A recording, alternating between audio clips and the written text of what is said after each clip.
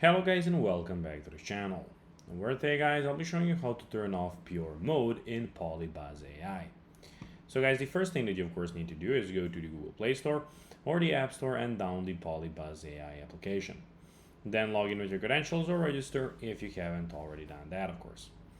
But now guys, let's see how you can actually go and turn off pure mode in PolyBuzz AI. So when you're in PolyBuzz AI, what you need to do is go and click on your profile. So in the bottom side of the screen, as you can see, here we have the home, chat, plus where you can create a character, and in the bottom right corner, we have the profile. Now tap on the settings. So here we have, as you can see, settings in the top right corner where you will get to settings. And here you need to go and find the pure mode.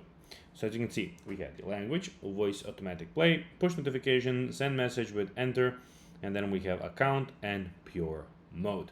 You need to go and click on pure mode and put off. As you can see, turn off pure mode. The recommended content within the app will be updated, so you can cancel or confirm this here. If the chats are still filtered, choose reopen the app or start a new chat.